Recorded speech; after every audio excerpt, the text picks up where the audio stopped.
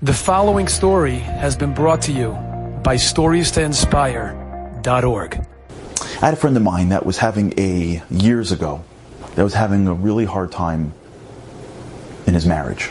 Him and his wife were not doing well.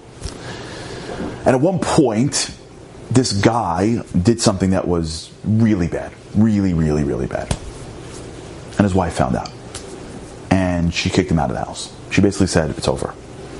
And at that point, their marriage started to spiral out of control, and they went to see therapy, and they really tried their hardest to work on trying to salvage it. But the guy did something really not right. And I was trying to help him along the way and give him encouragement and be there for him, etc. So he was filling me in a little bit as to what was going on. And at some point, he called me up and he told me the most fascinating thing.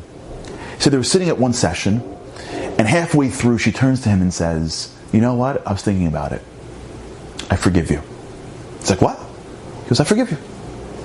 You're a human being, whatever was going on, and I really am trying to give you the benefit of the doubt, and I thought about it, and I don't want to hold on to this grudge. I forgive you." And he's like, "Holy cow, thank you."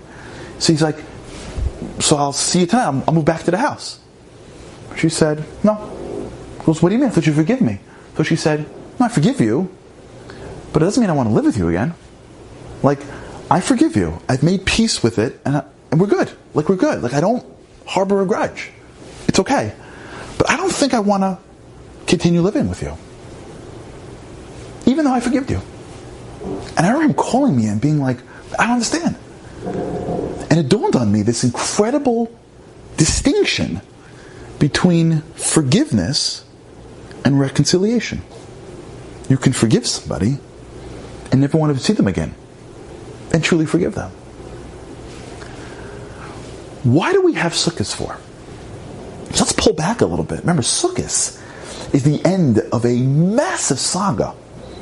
The Jews come out of Egypt in Pesach, and God goes, "Do you want to be my nation?" They're like, "Yes." And he walks up a mountaintop in Shavuos and hands them the Torah. He hands them the book that's going to change the world. Creates a relationship with them as a husband and a wife. God and the Jewish people. It was insane. It was incredible.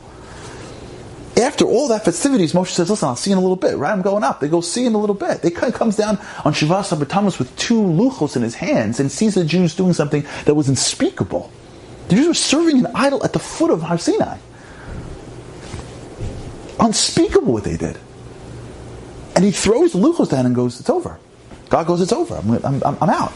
It's over." And the Jews realize what they did wrong. And they're like, "We're sorry." And God's like, I don't know.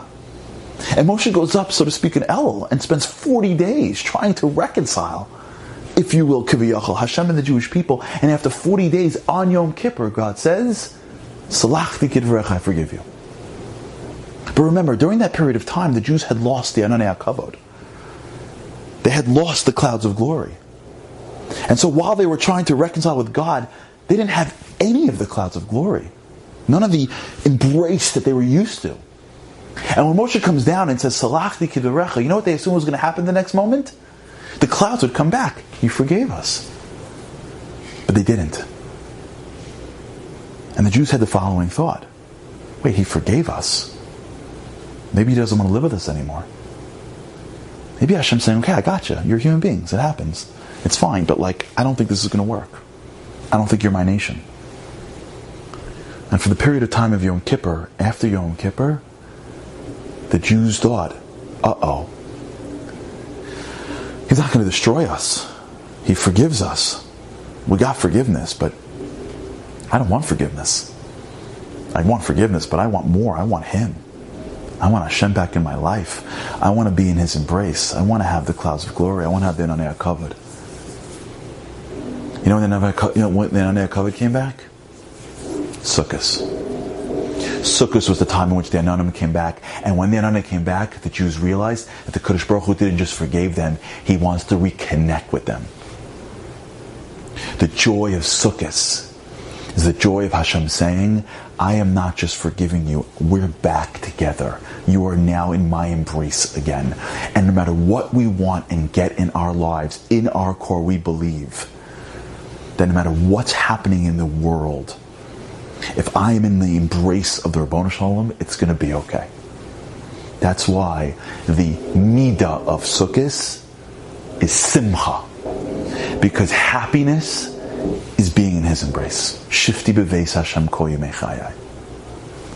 And my bracha to us on Sukkot is that we realize that the greatest joy we have in our lives isn't the stuff that we have.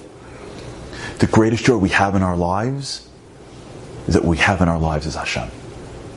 And we're able to nestle into His embrace, to be in His clouds of glory throughout our entire year. Then we know that no matter what happens, we are living a life of true joy and true simcha. Good night. Enjoyed this story? Come again. Bring a friend. StoriesToInspire.org